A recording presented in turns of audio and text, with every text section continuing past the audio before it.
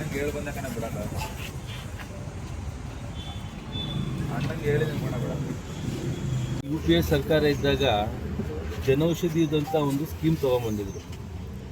ಅದು 2016ರಲ್ಲಿ ಪ್ರಧಾನಮಂತ್ರಿ ಜನೌಷಧಿ ಸ್ಕೀಮ್ ಅಂತ ಒಂದು ಯೋಜನೆ ಬಡವರಿಗೆ ಭಾಳ ಕಡಿಮೆ ದೆಲೆಯಲ್ಲಿ ಈ ಔಷಧಿಗಳು ಮತ್ತು ಆಪ್ರೇಷನ್ಗೆ ಬಳಸೋಂತಹ ಎಕ್ವಿಪ್ಮೆಂಟ್ಸ್ಗಳೇನಿದೆ ಅದು ಕಡಿಮೆ ದರದಲ್ಲಿ ಸಿಗಬೇಕು ಅಂತಕ್ಕಂಥ ಉದ್ದೇಶ ಇತ್ತಲ್ಲಿ.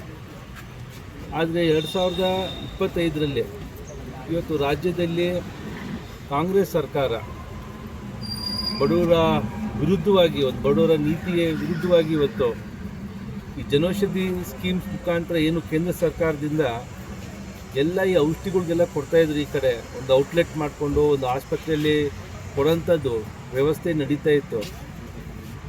ಸರ್ಕಾರ ಇವತ್ತು, ರಾಜ್ಯ ಸರ್ಕಾರ, ಕಾಂಗ್ರೆಸ್ ಪಕ್ಷದ ರಾಜ್ಯ ಸರ್ಕಾರ ಇವತ್ತು ಫಾರ್ಮಸ್ಯೂಟಿಕಲ್ಸ್ ಕಂಪನಿ ಮಾಫಿಯಾಗಳ ಜೊತೆ ಕೈ ಜೋಡಿಸಿ ಇವತ್ತು ಜನೌಷಧಿ ಔಟ್ಲೆಟ್ಗಳನ್ನೆಲ್ಲ ಬಂದ್ ಮಾಡಕ್ಕೆ ಹೊರಟಿದ್ದಾರೆ.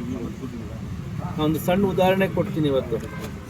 ಇವತ್ತು ಸಾಮಾನ್ಯವಾಗಿ ಈಗ BP ಮತ್ತು ಶುಗರ್ ಟ್ಯಾಬ್ಲೆಟ್ಸು ಜನೌಷಧಿಯಲ್ಲಿ ನಿಮಗೆ ಸಿಗೋಂಥ ಟ್ಯಾಬ್ಲೆಟ್ಸ್ಗಳು 25ರಿಂದ 30 ರೂಪಾಯಿ ಅಷ್ಟೇ. ಅದೇ ಪ್ರೈವೇಟ್ ಕಂಪನಿ ನೀವು ತೊಗೊಂಡ್ರೆ 250 ರೂಪಾಯಿ ಬರುತ್ತೆ ಒಂದು ಸ್ಟ್ರಿಪ್ಪು ಮಿನಿಮಮ್. ಹೆಣ್ಮಕ್ಳಿಗೆ ಈ ಸ್ಯಾನಿಟ್ರಿ ನ್ಯಾಪ್ಕಿನ್ಸ್ ಎಲ್ಲ ಸಿಗುತ್ತಲ್ಲ, ಒಂದು ಸ್ಯಾನಿಟ್ರಿ ನ್ಯಾಪ್ಕಿನ್ಸ್ ಅಂದರೆ ಒಂದು 20-30 ಅಂತ ಸ್ಯಾನಿಟ್ರಿ ನ್ಯಾಪ್ಕಿನ್ಸ್ಗಳು ಅದು ಸುಮಾರು 50ರಿಂದ 150 ರೂಪಾಯಿಗೂ ಸಿಗುತ್ತೆ. ಆದರೆ ಜನೌಷಧಿಯಲ್ಲಿ ನಿಮಗೆ 1 ರೂಪಾಯಿಗೆ ಸಿಗ್ತಾಯಿತ್ತು ಸ್ಯಾನಿಟ್ರಿ ನ್ಯಾಪ್ಕಿನ್ಸು. ಇವತ್ತು ಗ್ಯಾರಂಟಿ ಬದುಕು ಅಂತ ಮೈಸೂರಿಂದ ಬೆಂಗಳೂರುವರೆಗೂ ಎಲ್ಲ ದೊಡ್ಡದಾಗಿ ಹೋರ್ಡಿಂಗ್ಸ್ ಹಾಕ್ಕೊಂಡು ಬಂದಿದ್ದಾರಲ್ಲ ಇವತ್ತು ರಾಜ್ಯ ಸರ್ಕಾರದವರು. ಇದೇನಾ ಗ್ಯಾರಂಟಿ ಬದುಕು ನಿಮ್ಮದು?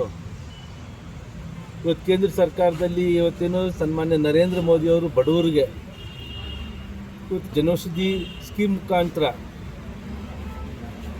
ಪ್ರತಿಯೊಬ್ಬರು ಬಡವರಿಗೂ ಒಂದು ಆರೋಗ್ಯದಲ್ಲಿ ಸುಧಾರಣೆ ಕಾಣಲಿ ಮತ್ತು ಆರೋಗ್ಯ ದೃಷ್ಟಿಯಲ್ಲೆಲ್ಲ ಸ್ವಲ್ಪ ಟ್ಯಾಬ್ಲೆಟ್ಗಳೆಲ್ಲ ಸಿಗಲಿ ಅಂತ ಹೇಳಿದ್ರೆ ನೀವೆಲ್ಲ ಪ್ರೈವೇಟ್ ಮಾಫಿಯಾಗಳ ಜೊತೆ, ಫಾರ್ಮಸ್ಯೂಟಿಕಲ್ ಕಂಪನಿ ಮಾಫಿಯಾಗಳ ಜೊತೆ ಕೈ ಜೋಡಿಸಿ ಇವತ್ತು ಈ ಥರ ಒಂದು ನೀತಿ ಅನುಸರಿಸೋದನ್ನ ವಿರೋಧಿಸಿ ಇವತ್ತು ನಮ್ಮ ರಾಜ್ಯದ BJP ಪಕ್ಷದ ರಾಜ್ಯಾಧ್ಯಕ್ಷರಾಗಿರುವಂಥ ನಮ್ಮ ನೆಚ್ಚಿನ ನಾಯಕರಾದ ವಿಜೇಂದ್ರ ಅವರು ಒಂದು ಕರೆ ಮೇರೆಗೆ ಇವತ್ತು ಇಡೀ ರಾಜ್ಯದಲ್ಲಿ BJP ಪಕ್ಷ ಒಂದು ಪ್ರತಿಭಟನೆ ಮತ್ತು ಒಂದು ಮೌನಾಚರಣೆಯನ್ನು ಹಮ್ಮಿಕೊಂಡು ಇವತ್ತು ರಾಜ್ಯ ಮತ್ತು ತಾಲೂಕು ಆಡಳಿತಕ್ಕೆ ಒಂದು ಮನವಿನ ಕೊಡ್ತಾಯಿದ್ದೀವಿ. ನಾವು ದಯಮಾಡಿ ಈ ಜನೌಷಧಿ ಸ್ಕೀಮ್ಸ್ ಮುಖಾಂತರ ಏನು ಬಡವರಿಗೆ ಪಾಪ ಸುಲಭವಾಗಿ ಈ ಥರ ಎಲ್ಲ ಟ್ಯಾಬ್ಲೆಟ್ಸ್ಗಳು ಮತ್ತೊಂದೆಲ್ಲ ಸಿಗ್ತಾಯಿದೆ, ದಯಮಾಡಿ ಇದನ್ನು ತಾವು ಔಟ್ಲೆಟ್ಗಳನ್ನೆಲ್ಲ ನಿಲ್ಲಿಸಬಾರ್ದು.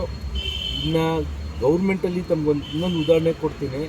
ಆಪ್ರೇಷನಲ್ಲಿ ಮಾಡಬೇಕಾದ್ರೆ ಎಕ್ವಿಪ್ಮೆಂಟ್ಸ್ಗಳೆಲ್ಲ ಇದೆಯಲ್ಲ ಅಲ್ಲಿ, ಅದನ್ನೆಲ್ಲ ಸೇರಿಸಿ ನೀವು ಡಿಸ್ಚಾರ್ಜ್ ಸರ್ಟಿಫಿಕೇಟ್ ಕೊಡ್ತಿರೋದು. ಅದು ಎಷ್ಟೆಷ್ಟು ಬೆಲೆ ಇದೆ, ಅದು ಸರ್ಕಾರಿ ಆಸ್ಪತ್ರೆಯಲ್ಲಿ ಹೆಂಗೋ ನಡೆಯುತ್ತೆ. ಅದೇ ಜನೌಷಧಿ ಸ್ಕೀಮ್ ಮುಖಾಂತರ ನೀವು ತೊಗೊಬೇಕಾದ್ರೆ ಅದು ಕಡಿಮೆ ದರದಲ್ಲಿ ಸಿಗೋಂಥದ್ದಲ್ಲ ಅದು. ಸೊ ಇದೆಲ್ಲ ಒಂದು ಪೇಷಂಟ್ಸ್ಗಳು ಯಾರ್ಯಾರು ಅಡ್ಮಿಟ್ ಆಗಿರ್ತಾರೆ ಅವ್ರಿಗೂ ಕೂಡ ಅನುಕೂಲ ಆಗೋಂಥದ್ದು. ಇದು ಯಾಕೆ ರಾಜ್ಯ ಸರ್ಕಾರ ಈ ಥರ ಒಂದು ನೀತಿ ಅನುಸರಿಸ್ತಾ ಇದೆ ನನಗೆ ಗೊತ್ತಾಗ್ತಿಲ್ಲ. 2008ರಲ್ಲಿ ತಮ್ಮ ಕಾಂಗ್ರೆಸ್ ಪಕ್ಷ UPA ಅವರ ಸರ್ಕಾರದಲ್ಲಿ ತೊಗೊಂಬಂದಂಥ ಇದು ಯೋಜನೆ ಇದು.